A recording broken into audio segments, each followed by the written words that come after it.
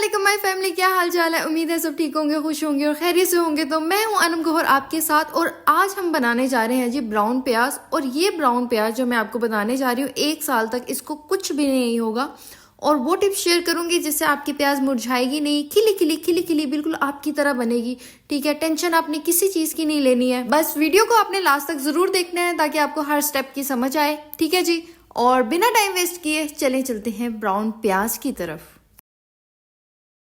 तो यहाँ पे है जी मेरे पास 5 किलो प्याज, जिसका छिलका उतार के मैंने इन्हें दरमियान से कट कर लिया। तो अब आपने यहाँ पे क्या करना है ताकि आपकी आंखों से आंसू ना गिरे, आपने इसे इस स्टेज पे 2 से 3 घंटे के लिए फ्रिज में रख देना है। ठीक है, फ्रिज में रखने के बाद जब आप इसको कटिंग करेंगे ना तो आपकी आंखों से आंसू नहीं गिरेंगे, बहुत ज्यादा मिर्चे या जलन नहीं होगी। तो फ्रिज में मैंने इसको 2 से 3 घंटे के लिए रेस्ट दे दी थी। अब हम चलते हैं जी नेक्स्ट स्टेप की तरफ। तो जी अब स्टेप आता है प्याज की कटिंग का, और इसके लिए मैं छुरी के बजाय यूज कर रही हूँ ये वेजिटेबल कटर।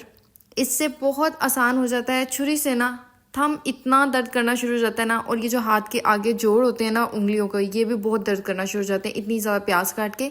तो इससे बहुत आसानी होती है और हमारे टाइम की भी अच्छी खासी बचत होती है। मतलब ये पहले पड़ा रहता था और मुझे लगता था बस इसके ऊपर वेजिटेबल ही कट करने हैं जब मेहमानों ने आना है, लेकिन जब मैंने एक दफा इसको इस काम के लिए यूज किया मैंने कहा वाह ये तो बड़े कमाल की चीज है। कमाल की चीज होने के साथ साथ ये थोड़ी सी खतरनाक भी है क्योंकि इसके ब्लेड बहुत ज्यादा शार्प होते हैं। तो उसके लिए मैं आपको गाइड कर देती हूँ, टिप दे देती हूँ। वो टिप क्या है जी, हमने प्याज पकड़नी है, गौर से सुनना है आपने। मैंने 1-2 आपको करके दिखाऊंगी, उसके बाद आपने सारी खुद ही करनी है। ठीक है, ये देखिए हमने प्याज पकड़ी है। ठीक है, इसको हम इसके ऊपर ब्लेड के ऊपर चलाएंगे। ठीक है, और हमने पूरी नहीं चलानी, नहीं तो हमारी जो फिंगर की आगे की टिप होती है ना वो जख्मी हो जाएगी। ठीक है ना, हमने बस जब जहां तक सेफ समझना है ना हमने बस इतना रहने देना, ये हमने नहीं करना। ये हमने छोटे छोटे पीसेस साइड पे रख लेने हैं, इनको हम बाद में चॉप कर लेंगे।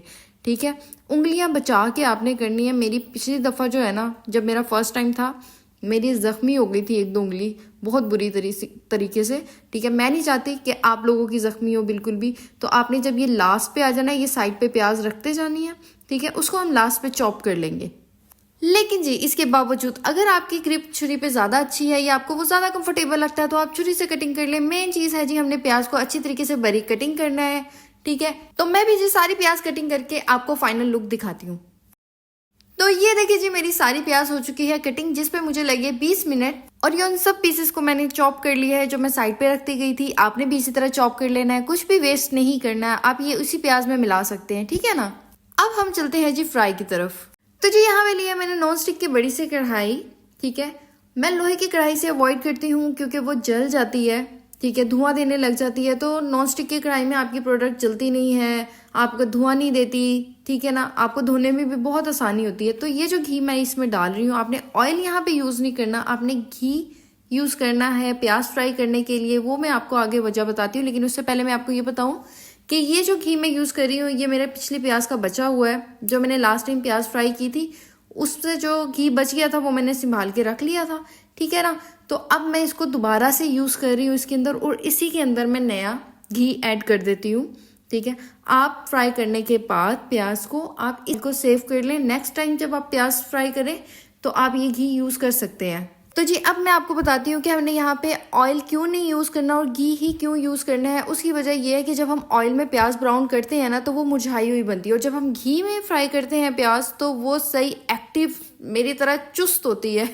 ठीक है ना, मतलब कि क्योंकि घी जम जाता है किसी भी चीज के ऊपर, तो जब प्याज के ऊपर घी जम जाता है ना तो वो प्याज को मुरझाने नहीं देता। जबकि ऑयल यूज करने से फौरन से पहले प्याज मुरझा जाती है। ठीक है, गिरी गिरी सी बनती है। अब जी हमने इस ऑयल को करना है गरम। ठीक है, आराम से गर्म कर लेना है इसको, इतना कि हीट हमें महसूस होने लगे।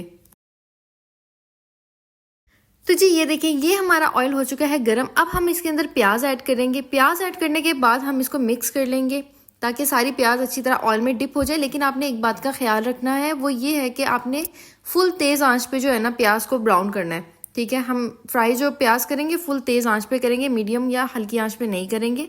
आते जाते हमने इसके अंदर चम्मच चलाते रहना है। ठीक है, लेकिन जब इसका कलर ऐसा हो जाए आपने इसके पास से बिल्कुल भी नहीं हिलना। मतलब जब ये इस स्टेज पे होती है ना प्याज, तो कब जल जाती है एकदम तो हमें पता नहीं लगता। हमने मुसलसल इस स्टेज के ऊपर इसके अंदर चम्मच चलाते रहना है।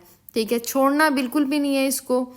हमने ये देखिए अब ये परात ली है, परात के अंदर आपने कोई भी बड़ा सा तसला परात टाइप इस तरह की कोई भी चीज़ ले लेनी है जिसके अंदर प्याज को फैलाया जा सके, ठीक है ना। अब ये निकलने के लिए तैयार है। अच्छा जी, निकालने से पहले आपने एक एहतियात ज़रूर करनी है। ये देखिए सुनहरी सुनहरी रंग है इसका, ठीक है ना। जब इतना कलर हो जाए तो समझे कि जी निकालनी है, इससे ज़्यादा आपने नहीं करनी, वो काली हो जाएगी। अच्छा, निकालने से पहले आपने चूल्हा ज़रूर बिल्कुल हल्का कर लेना है। होता क्या है कि हम थोड़ी सी जब प्याज जो है निकालने में लग जाएंगे ना बाहर, तो पिछली प्याज जलना शुरू हो जाएगी, ठीक है। ताकि जो कढ़ाई में प्याज बची हुई है वो आपकी जले ना, इसलिए आपने बिल्कुल लो फ्लेम कर देना या बंद कर देना फ्लेम, ताकि वो जले ना। ये देखिए मैंने चूल्हा बिल्कुल लो कर दिया है, बंद होने के बराबर, इसलिए मेरी लास्ट तक जो प्याज है ना उसका एक ही रंग है। अगर मैं हल्का ना करती तो ये पीछे वाली जो प्याज है ना उसका डार्क ब्राउन हो जाता या जल जाता। तो ये एहतियात आपने लाजमी करनी है जी। हमने सारी प्याज इसी तरह से ब्राउन करनी है, ठीक है। अब मैं बाकी सारी प्याज ब्राउन करके आपको नेक्स्ट स्टेप समझाती हूँ।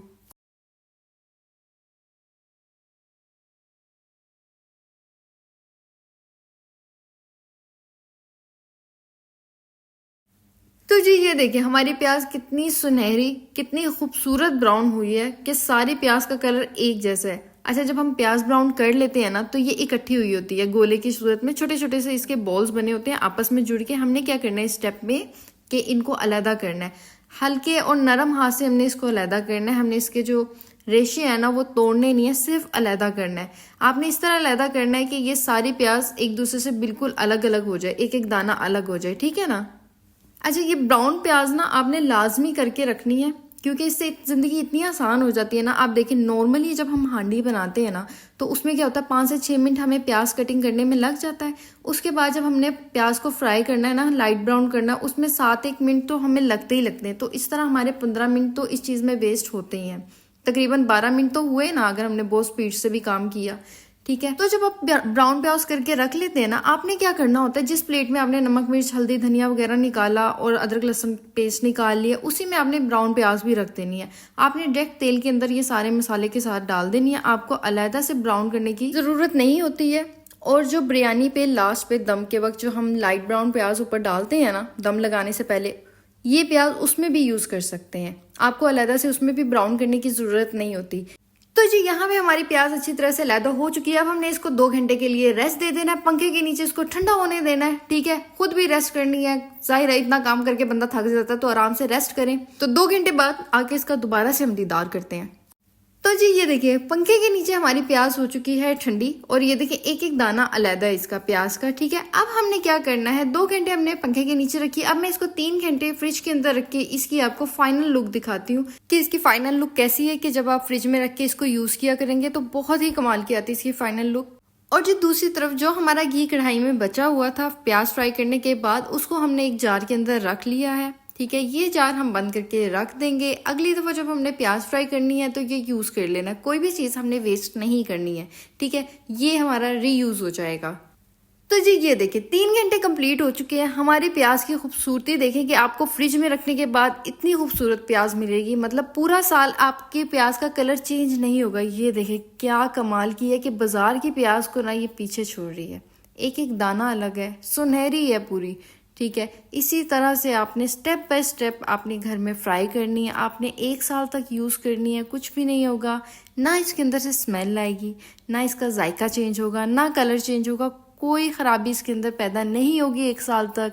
आपने सिंपली इसको फ्रिज के खाने में रखना है, बर्फ़ वाले खाने में आपने नहीं रखना। फ्रिज में आप इसको सिंपली रखेंगे और 1 साल तक आप यूज़ करके देखें। एक दफ़ा आपने ये काम कर लिया ना, आपको चस पड़ जाना है इसका कि क्या नाम लेते हैं ना, इसके बगैर आपको ना अपनी ज़िंदगी अधूरी लगने लगेगी। किचन का हर काम अधूरा लगना लगेगा। कोई भी हांडी बनाएगी ना, आप कहेंगे कि नहीं जी प्याज ब्राउन ही होनी चाहिए हमारी फ्रिज में। तो जो वीडियो अच्छी लगी हो तो मुझे अपनी दुआ में ज़रूर याद रखें। हमेशा खुश रहें, दूसरों को हमेशा खुश रखें, अपना बहुत ख्याल रखें और अपने साथ साथ दूसरों का भी हमेशा और बहुत ज़्यादा ख्याल रखें। अगली वीडियो तक के लिए मुझे दीजिए इजाज़त। अल्लाह हाफिज़।